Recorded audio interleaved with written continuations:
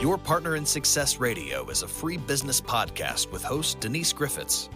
It's all about great stories, conversation, and context to help you move your business and life forward with actionable tips and advice from her guest experts. To listen and subscribe, just find us on iTunes, Google Play, or wherever you consume your podcasts.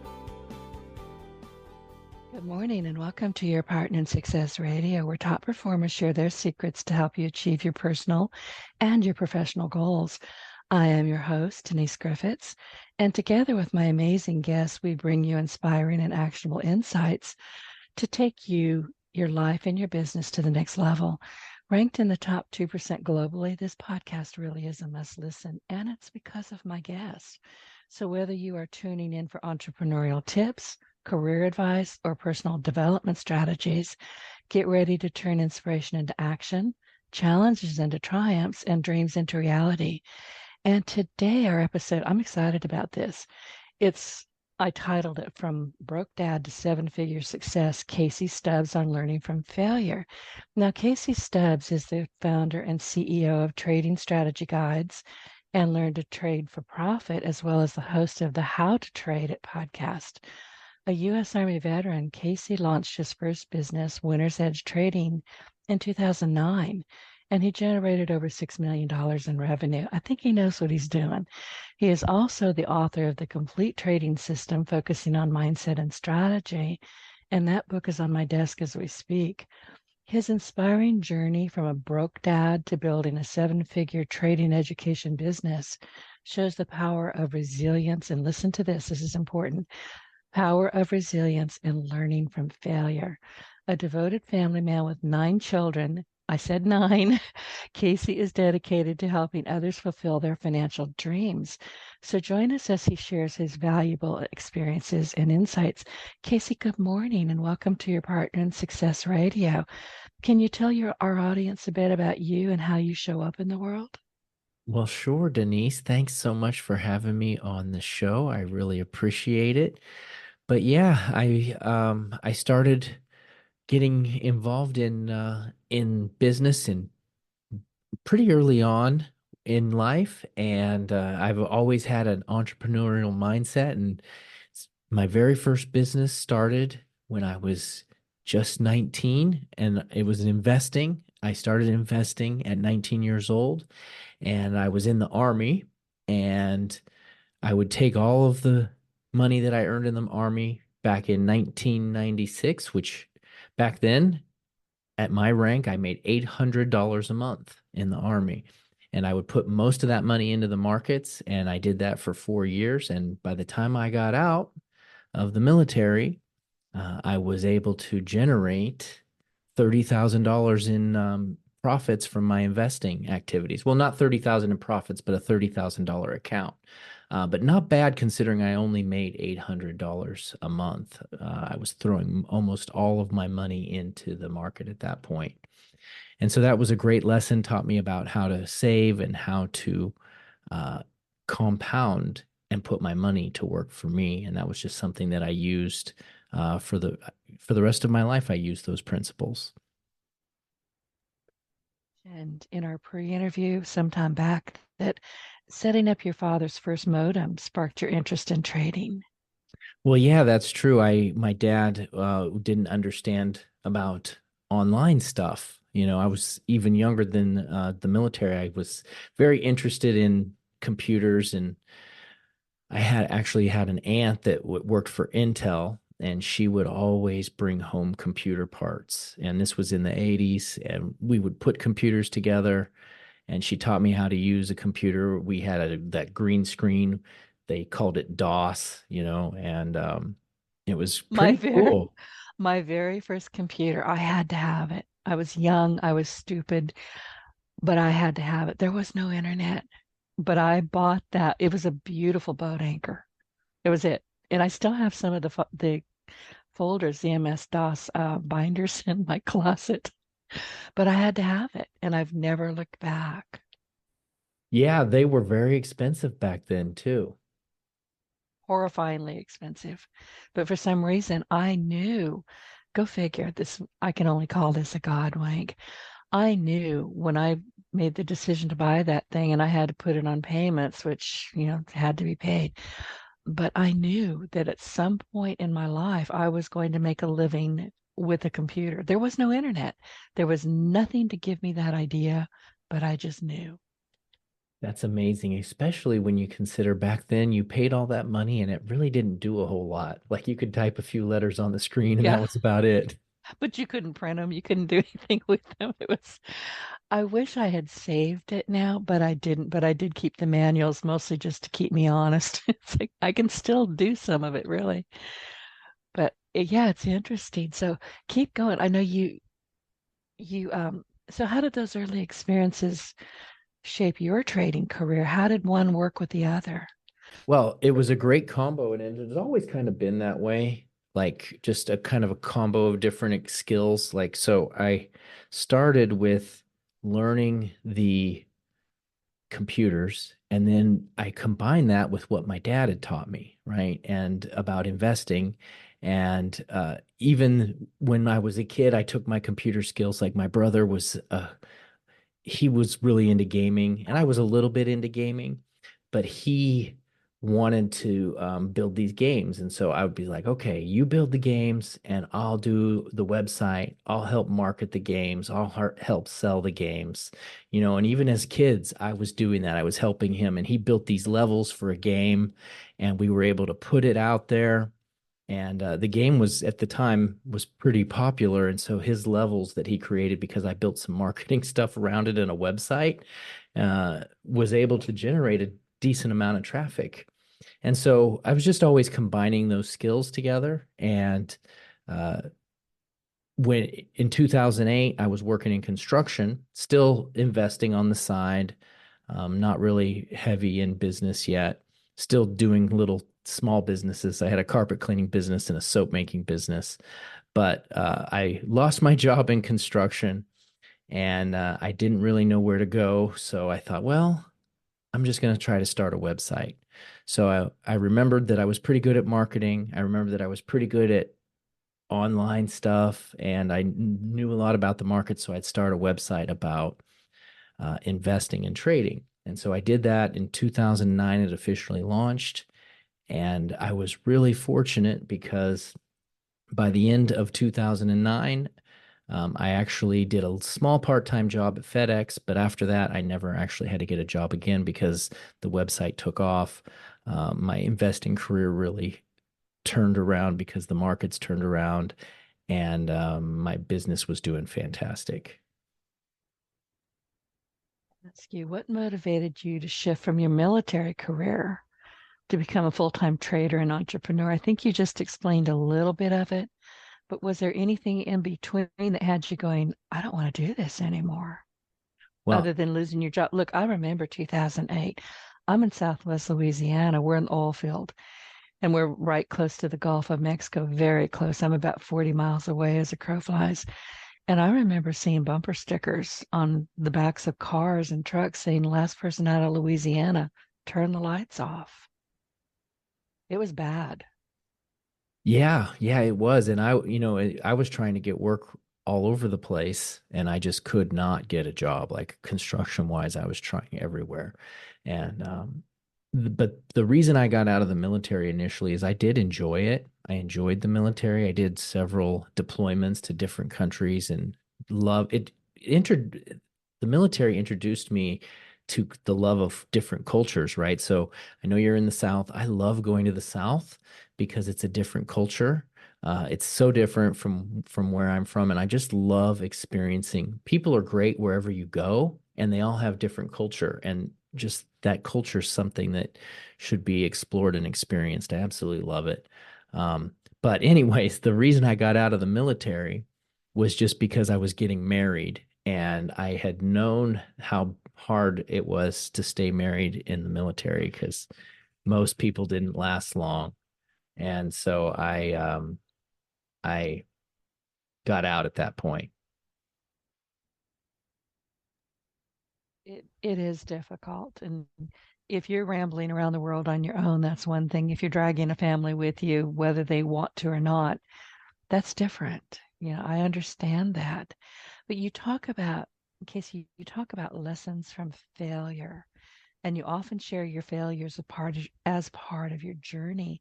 Is there a specific failure that taught you a valuable lesson in trading or in business?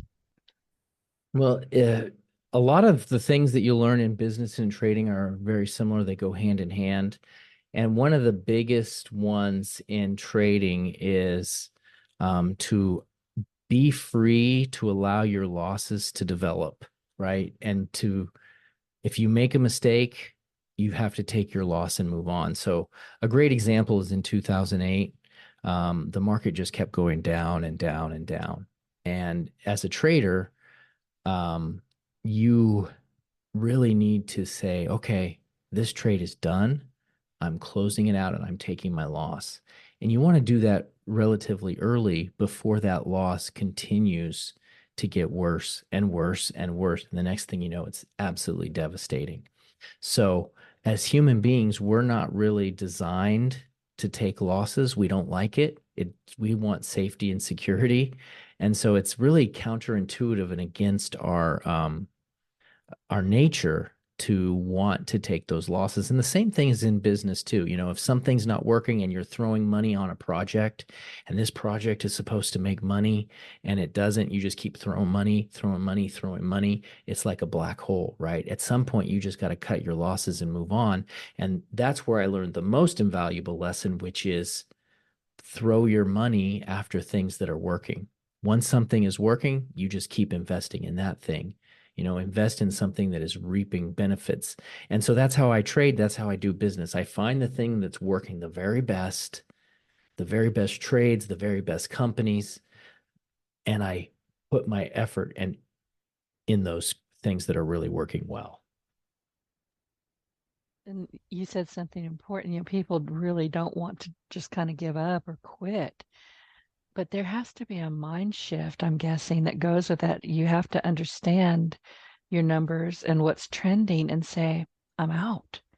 And I think that's difficult for a lot of people.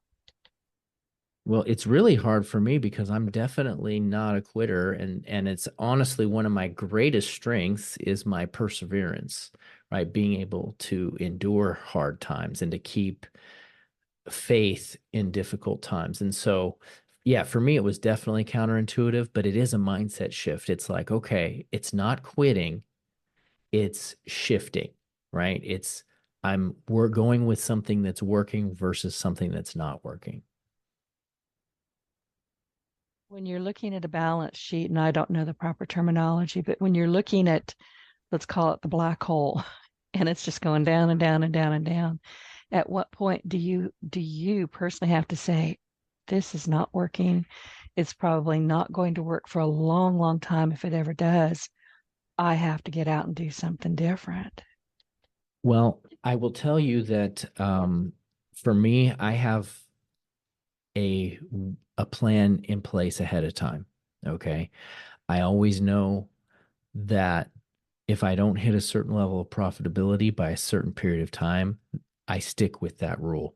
Whenever you start a new project in business, there's a I don't know what you would call it, a strategy that's called a J curve, right? And if you imagine that your profitability is zero and you start putting money into it, you put $100, $200, $300, that's your losses, right? So anytime you invest in a new project, you're going to take losses, right? But the J curve says that after a certain period of time, your business is going to turn around, and that turning around is going to generate profit. So the J is, if you imagine it on paper, the business going underwater, down, down, down, and then turning around and then going up above to profitability, right? And so I always know that there's going to be a period of downturn initially, but I have a certain level where it has to turn and become profitable, or else I'm going to bail on that project. I was writing down, excuse me, my voice is bad today. I was writing down while you were talking J curve, and when you started explaining it, I could see it. I almost had a little fish hook on the bottom of it. It was just one of those weird things because my hand I hit something when I was writing it down, but and it does make sense. And I've heard people say, "Oh, getting involved in trading, that's like gambling," but it's really not if you're doing it properly. That's absolutely right. And the thing is, though, most people that get into the markets are gambling, right? So it's the way that you approach it.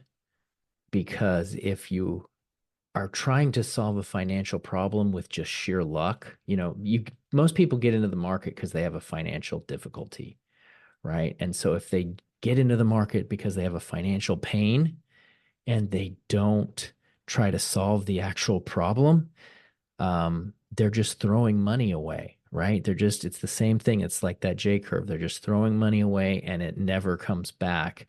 And most people that enter the markets have a gambler's mindset. They think it's a slot machine and it's just going to pay them back. But you got to have a long-term strategy, a plan.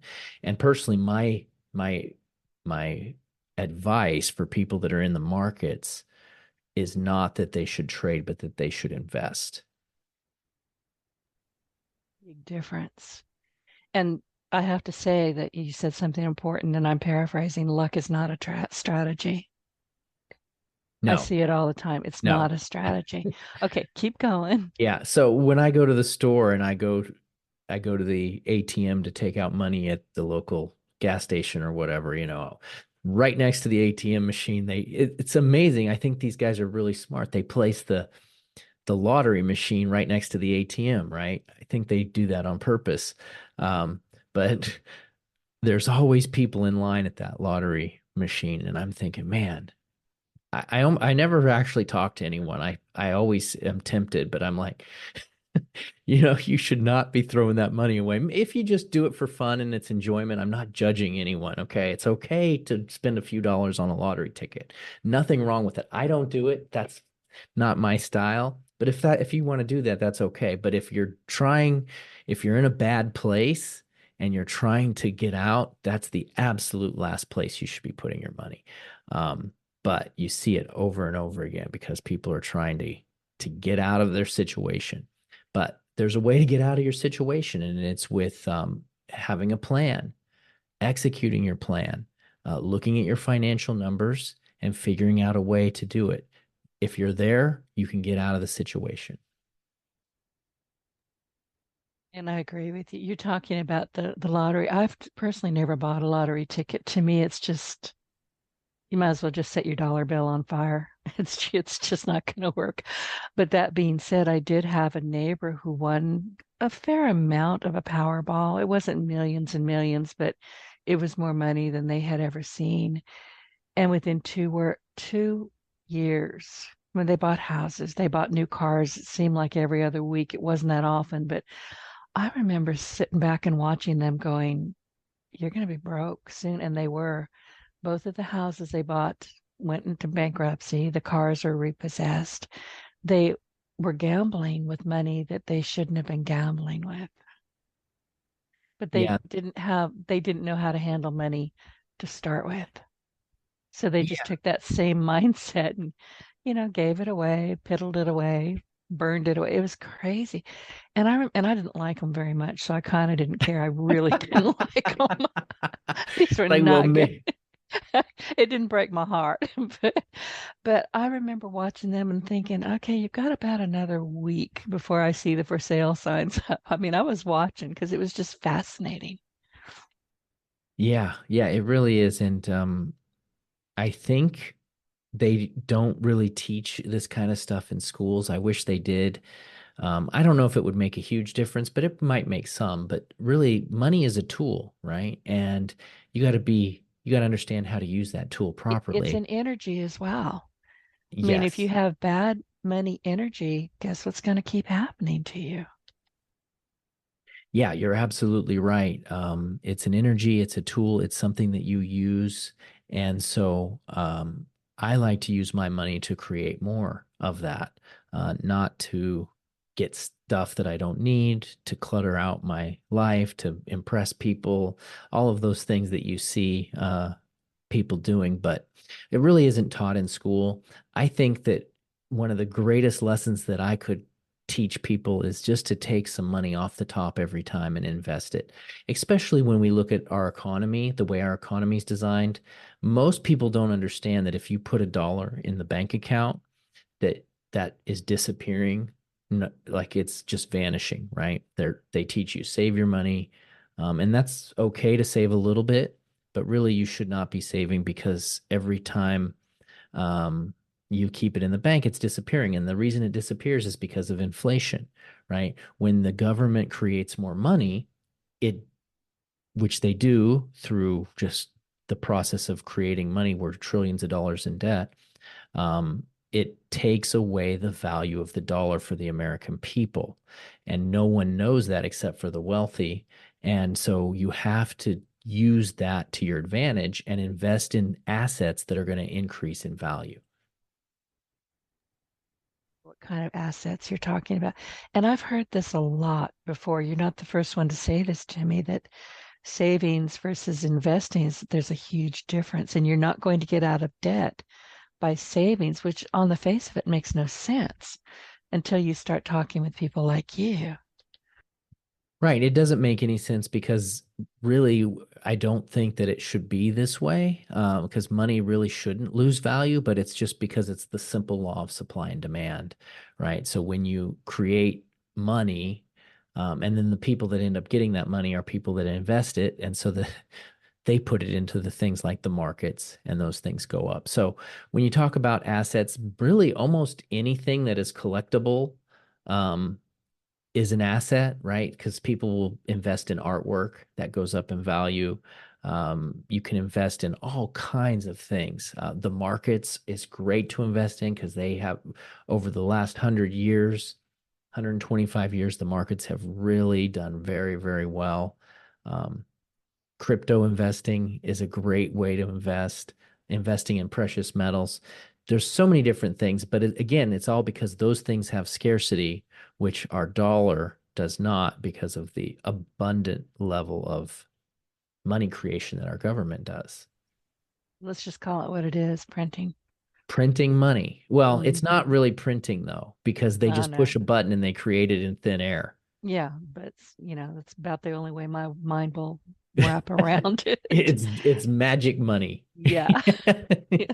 Their magic money. It's not for us. Yeah. But Well, it's a tax on the people because when the government creates money for whatever it is that they want, it takes the money away from us. So it is an actual invisible tax, and everyone is taxed whether they know it or not because your dollar loses value. And it happens, I think, on average about 3% per year over the last 100 years. And if you compound that, it's adds up pretty fast. And I shared the story about how I had $30,000 when I got out of the army in 2000 and I was getting paid 800 a month. Like money's almost doubled now. I think it's probably doubled what it was worth back then. So that adds up pretty quick. how has your trading philosophy evolved over the years? Because you've been doing this for a while. And as you've noted, you've had some significant successes and some significant setbacks. So has anything just really changed, or have you just honed how you operate? You can't, I don't think you can continue to be successful without changing. You've always got to be growing and moving forward. And so for me, the biggest things that I've changed is really learning how to find the best things to put my money into, right? And so one of those key techniques that I use is finding new technology. I'm a big believer in new technology. I love new technology, just like you knew way back in the day that you should be getting a computer, right? You knew that it was going to change the world. And And there there's was no explanation for it. Still hasn't. I've never been able to figure out why I had to have that. It was a God wink, I'm telling you. And you know what? I believe that 100%. And that's actually one of the ways I try to live my life too, is just being led. But the new technologies are so great. And they have been for the last 100 years. If you go back and you look at even in the early 1900s when new technologies like electricity and light and the automobile and steel and all of these amazing things that changed the world, if you would have invested in those things, you would have done really well. And not only that, when something new comes out, there's usually a lot of people that try to do it. So right now there's different things like AI and crypto and It's everywhere. And before we go too far, keep talking, but I do want to ask you about crypto. okay, yeah. So those new things that come out and you want to try to find the leader of the pack.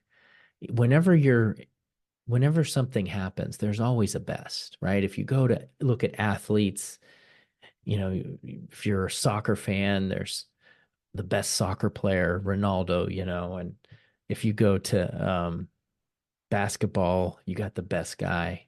Football, Tom Brady was amazing. Businesses are the same way. You've got the Elon Musks and the Steve Jobs, the Jeff Bezos, guys that are just winners. It's the principle of finding something that's working. You find people that are winners, you find companies that are in a new technology, and you just invest in that because they're head and shoulders above the rest. And if you do that, you're going to be really well off. And you just got to do your research and study and find out what the best of the best is. And I happen to love AI. I use it within reason. I'm not an expert and I don't pretend to be one, but I was reading this morning, I wake up around 4:30 and I start writing. I'm writing a book and I, do a little bit of research. And I veered off of my book research a little bit because I was looking at AI. And pretty much what I discovered this morning that everybody and their grandmother is an AI expert right now. You see it in every industry. You see it in the podcasting industry. You see it in AI. So I guess my question, and I wrote this down because I wanted to ask you, how do you weed through some of these new companies or the more established companies and find out in your terms who's leading the pack? Well, that's a good question. Especially AI is a little bit complicated because a lot of companies now they just do their press release and they say we're heavily involved in AI just so the stock goes up, because they know that everybody is involved in it. So that's very difficult. If you look at for example, Microsoft is heavily involved in AI, and so far they've been losing a lot of money in AI. They have not, their J curve is not turned around yet.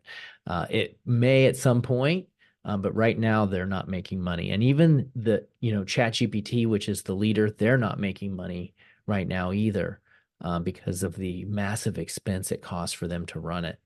So right now, probably the best use of AI would be in a chip maker, which is NVIDIA. NVIDIA is using AI in their chips to increase their performance in their chips, and they have been just exploding, and it has been a fantastic investment. Would not have thought about that. See, the things that you don't know unless you ask, right? Yeah, that was a very good question, and it is AI is a crazy field right now, but it's going to be interesting. It really is. And so keep researching on AI. There could be a lot of great opportunities out there with it. That you're going to have to be, I don't even know how to say this, kind of hard minded about it. Like, oh, that sounds good, and fall for the copywriter who wrote, their PR. So how, if you get a hold of one, I'm just going to ask an oddball question. And if it makes sense, I hope it does. But let's say you read an excellent PR person, PR piece, or something that's out there, and oh, that sounds good. Like, how can you lose? But understand that a copywriter wrote that. So how do you dig through all of it? I guess is my question. With like buying an AI product, well, you know what? I don't really know exactly how you do your research on that. I would say that you just look at the reputation of the person involved. It's interesting that you mentioned because one of my mentors, who I've really followed for a long time. His name's Perry Marshall. He wrote a book called 80/20 Sales and Marketing, which I his know 80/20. him. I have his books as well. Okay, so his book has actually influenced my trading quite a bit because of the whole 80/20 principle, and that's how I trade. But he has done a ton of stuff on AI, has been selling a ton of products based on it, that are very expensive. But because it's Perry, I would buy that in a heartbeat, knowing how good it would be. You really do or should have established a strong reputation instead of hopping out there and say, hey, like kind of Microsoft, they have a reputation. It's not always all that great, but we're stuck with Microsoft, right? You can't move away from them. But if you're just popping up and you're brand new and you're saying, oh, we have AI, blah, blah, blah, blah, blah. My question is, but who are you? And that is the question. I'm not gonna go with some person that I don't really know or that hasn't been around for a while, because you want to look at people that are really in depth doing really good stuff. And so that's the key thing. But I use AI almost every day. I love it. My primary function on it right now is using Chat GPT, because I write emails every day, and I just use it for some of my email content. I use it for helping me keep my thoughts structured.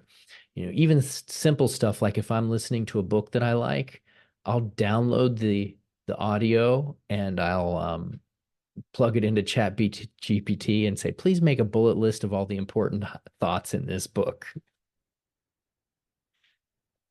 I like chat, but I actually prefer perplexity, but I'll go back and forth with the two. So I'm in there all the time because I write a lot, but I get in my own way a lot. So I'll write something and I'll turn it over to chat if it's just, can you clean this up and kind of make it make sense? If I'm doing research on something, though, I'll go to perplexity. I just find Okay. that they're better at it so far. Well, that's a good tip because I have not heard of that one. So Oh, thank you. go to perplexity. Trust Yeah. me, and then let me know how it works for you because I did it with you. When anytime I've got somebody coming on my podcast, I mean, you have sent me. We've had the pre-interview. You have sent me your talking points. It's all in my scheduler. But it tends to be what happens in my scheduler is you giving me, not you, but the guest is giving me the same talking points they give to every podcaster they're going to be on. I go to perplexity and I'll say, tell me about Casey Stubbs. It's fascinating. I'll send you what I found. It's funny. No, I just went there and did it while you were talking. And I wrote in, tell me about Casey Stubbs even before you said it. And Yep, wow, there's a ton of stuff here. there is. There really is. It And pulled then on my it'll give, LinkedIn profile yeah, because it says that I was an Army transport specialist. right, which I didn't even want to put that in there. But then if you go a little further down, you'll say, well, how did his military, blah, blah, blah. It asks other questions that you can go, oh, well, let me go find out more. I love perplexity. Well, thank you for that tip. That's very Oh, good. my pleasure. So I wanted to crypto. Let's go back to crypto because I'll be very frank with you. I know nothing about it. Nothing. But I did read this morning when I was, roaming around that God, I can't remember what it was, and I was going to make a note to ask you, but there are some companies now, one in particular, and I'll have to come back to it later, that is now accepting Bitcoin and some crypto for, accepting their bill pay, like your mortgage or your credit cards. Are we going to see more of that, do you think? Yes, I think we will. I'm a huge fan of crypto. And so you brought that up, and that's like something I mean, I think it's wonderful. And so I'll give a very short background on it on why I think it's so cool. So we'll talk about Bitcoin because that's the main one. It's the original. But initially, Bitcoin was built and it's kind of like a digital gold type thing. And it's very similar to gold, except it's digital. So it's hard for people to wrap their mind around it. But they shouldn't have a hard time because we use digital dollars now. We print money at the click of a button. When a loan is built, it's just numbers on a screen. You never actually see that money. So with Bitcoin, the thing that I like about it is there's a limited number of coins, right? So there's a limited number of coins. So there's like 20 million. There's never going to be any more.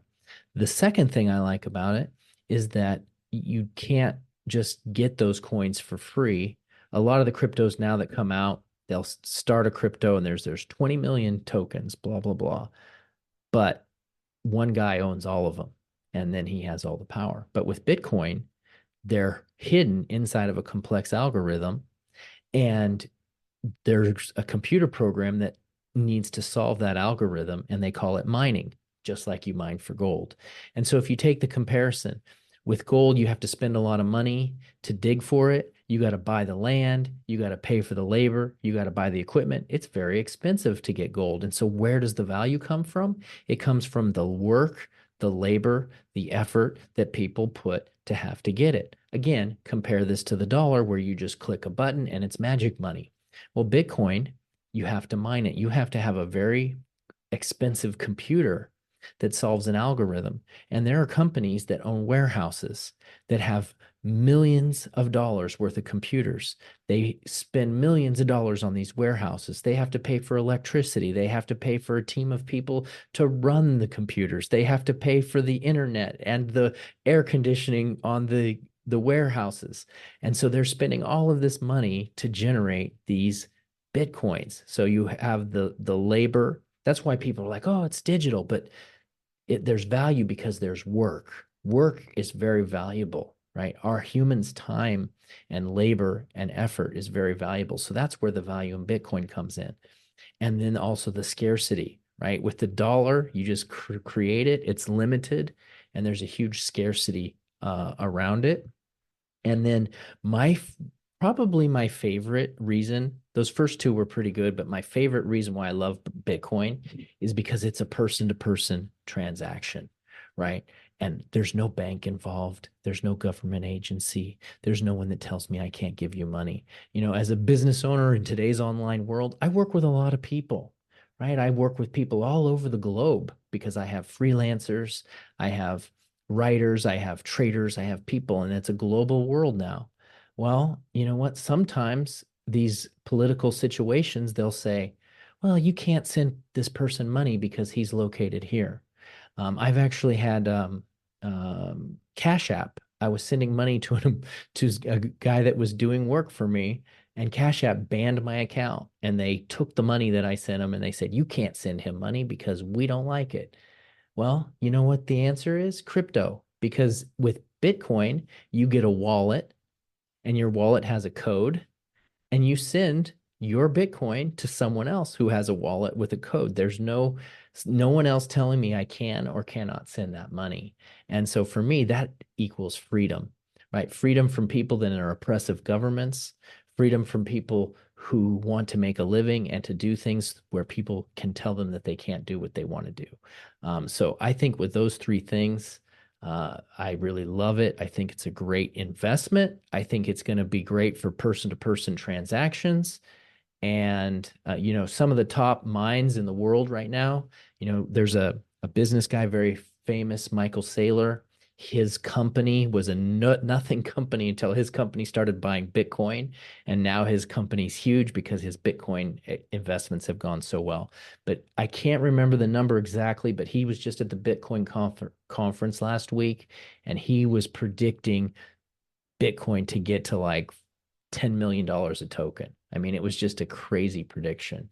And right now it's only worth like 55,000, which is still insane, right? I mean, that's Yeah. still crazy. Yeah. So if you want to go into Bitcoin right now, where do you start? Well, And what is it going to cost you? that's another really great question because there's different kinds of crypto, right? And I'm so glad you asked that because there's the wallet to wallet transactions, okay? And that's what I really like because it's person to person. But then you have these crypto exchanges like Coinbase and they will store your crypto for you, right? And then they become a bank and they're holding your money. So Coinbase, again, I have the same experience with Coinbase that I had with Cash App. They tell you when you can send it. They tell you when you can get your money. They're like, oh, we need to check you out. It's going to take 10 days. And it's like, well, dude, I need this money now. Why do I have to wait 10 days, right? If I'm paying someone cash, do I have to wait 10 days? No. Um, so to me, it's just overstepping boundaries and it's ridiculous. But anyways, you have an exchange that holds your crypto. So you do have to buy and sell from an exchange. But then once you do that, you can either store it on the exchange or you can store it in your wallet.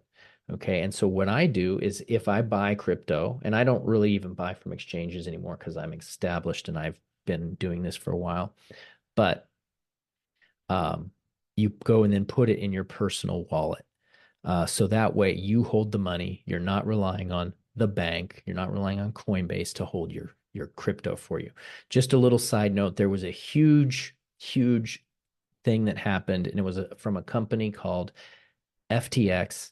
The founder of the company, his name was Sam Bankman-Fried. They call him SBF. Yeah, I've been following that, Yeah, not because I know anything about what he's done, just the fact that he has no remorse.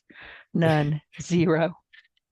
it's an interesting story, but basically what he did is he's the bank. He's a crypto bank, and he just spent everybody's money. He was like, oh, I'm the bank and I'm just going to spend your money, which the real bank does that too, but they don't lose it all. That's the only difference.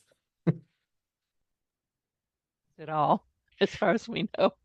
Well, yeah, and the difference is they waste your money, they do stupid investments and they do lose it, but they use your money to make them money. But he was using your money to like buy his parents a mansion, to buy an island, just goofy, stupid stuff. He was just really young and really dumb. He's a fascinating look into psychology. If you want to go that deep, there's something really wrong with that boy. But anyway, there really is. So crypto, I'm going to have to look more into it. Do you have any particular ones that you like, or I mean, you don't have to share if you don't want to. Well, I think Bitcoin is the best, right? So it's a great tool for people that want to get involved with trying to find markets that are going to explode, because there are some definite opportunities there, but it can also be very risky. I was personally scammed out of about $70,000 in a crypto. So you got to be careful. And for me to get scammed, I'm like a pro, and I'm not a pro, but I've been online for my whole life. And so for me to get scammed, I couldn't believe it. I just had a weak moment. So you can imagine if I got scammed, if you're going in and you don't know what you're doing, you got to be very careful. So we've talked about crypto, which I really wanted to know about, but you're talking about they're the bank there, and the one said, no, you can't send that, blah, blah, blah. You can't send that money. Right now, there's a big deal going on with Stripe, who's, part of PayPal, really. And people like me who do everything virtually, I never meet with my clients. I don't sell anything tangible. Everything is virtual. And they're starting to really shut those down. Say, oh, well, if you're not selling real world products, you can't be, they'll just keep your money. It's bad. It's really Well, I've bad had right some now. bad experiences. Again, this is why I love crypto, because I've had so many bad experiences. PayPal had my money and it was like not a lot, but it was a decent amount, like $30,000. And they're like, well, we're not going to give it back to you. I'm like, why? Well, they're not telling me. I'm calling on the phone. I'm Mhm. trying to find out why. And you know what? The only way I got my money back was that I had to hire a lawyer. I had to hire a lawyer and threaten them, and that was the only way I got my money back. And you know what's funny about it is if you go to their website and you click on their terms of service and you read in the fine print, they tell you that once the money goes into the system, it's not your money, it's theirs. They can do whatever they want with it. It's in the fine print. PayPal for a lot of reasons. Mostly, I just don't find them credible anymore. I mean, I've been with them for many, many years, but lately, well, when I say lately, the last 2 or 3 years, I've just really soured on them. And so it goes down to this. Corruption. We talked about that a little bit on the front end. We Um, did. uh, these companies are not here for the people, and they can abuse people as much as they want, and they get away with it. And they tell the you can tell by their actions that they don't care, right? So maybe Sam Bankman-Fried was just hanging out with a lot of bankers, and he got their mindset. They just don't care about the people, right? And so I've been shut down so many times by banks and other things in business. They make it really hard for business people to be successful. But that's why I like crypto, is because it takes the power away from them. And that's why you see the bankers, Jamie Dimon was quoted as saying, crypto's horrible. It's only for criminals, right? Because they want to be the criminal. They want to be the ones that has all the control. And when people I take the saw power out that. of their hands, they don't like it. Yeah, I saw that quote and I went, hang on a second. Have you looked in the mirror recently? It's interesting. So now I have to ask another question that I hadn't planned on asking, but this conversation is so fascinating. So, I mean, we're talking about the market, we're talking about all kinds of different things. How can you get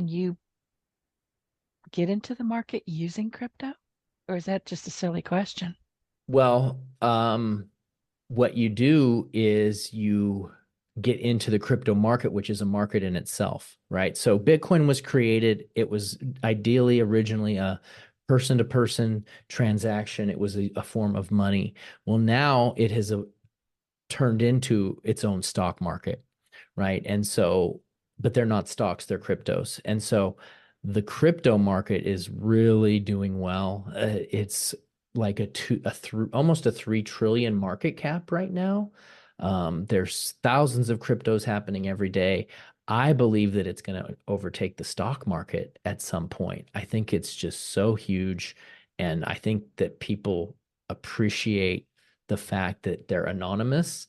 They appreciate the fact that there's freedom, especially with the third world countries. But I think even in America, it's really needed. It's a huge market. And if you can totally avoid the stock market and just go straight to crypto now, and young people are doing that. That's one of the things that gets me excited and why I want to go to it is because talent, right? You want to go where the talent is. If you got all the smart people, the skilled people, nowadays they're not going to banks, they're not going into traditional markets, they're going into crypto. And that's why crypto is so exciting because that's where the young people are going. Thinking about that not so long ago. So that's people need to be paying attention. So I wanted to ask you on well, it's not slightly different, it's a lot different, but I'm veering off a little bit.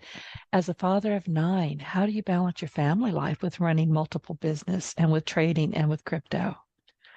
Well, you got to have a lot of patience and a lot of ups and downs and just be really blessed. So, there's been times in my life where I've worked a lot, worked a lot, worked a lot. And then when you got a lot going on with the family, then you have to pull back and like, okay, I'm not going to focus on work right now. I'm just focusing on family. And so I'm very blessed and fortunate that I can do that. There's been times, and actually right now is one of those times, like in the last almost year, I've been working very little, been putting most of my energy in my family. Because, as my grandmother told me a long time ago, she said, when your kids are little, you have little problems, but when your kids get bigger, you get big problems. Very quickly. So yes, so yeah, I have to take a lot of time to spend with the family, but it's a good balance. And because I've built my business to run and I've invested in my team can handle a lot of things without me. Face of it all the time. What, say that last part again? So you don't have to be the face of it at all times. You You know can you what? can Yeah. hand it off to your team. Yeah. So one of my big strategies, and this has been a huge blessing to me, is that I have taken a couple young men and just taught them everything that I know, and pretty soon they're smarter and better than me, and they can do everything that I can do. And I don't have any fear like, oh, they're gonna get better than me. I want them to be better than me. and sometimes they get, I've done a really good job and they've actually been so successful that they get hired off of me for other companies because they're just so good. And even that doesn't hurt me because that just expands my reputation. Because now they're like, well, how did you get so smart? He just tells everybody he works for Casey. And then it's like, oh, okay. So it expands my reputation even more if I can send out good workers. But that finding good people, investing my life in them, and has generated a lot of success for me.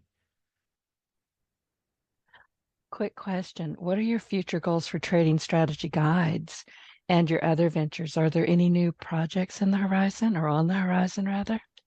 Well, I think for me, the biggest thing that I want to do is just continually work on making things more simple, right? Because with trading, it's very complex, right? Even some of this crypto stuff that we talked about is pretty complex. And so I know that I have a real desire to make it simple so that the average person can get involved with it. And so, first thing is just to really work at everything I'm doing and make it simple and work on my education so that everyone can understand. And then also leaning towards crypto. I feel like crypto's the future. It's still relatively new. It's been around. Actually, it's interesting. Bitcoin launched the same year I launched my business. So it's been going about 15 years now, but it's really starting to catch on. And I think we're going to see an explosion real soon. And so I want to shift a lot of my education into the crypto side of things. Ready, and you have more to share. Please come back because this is a fascinating conversation.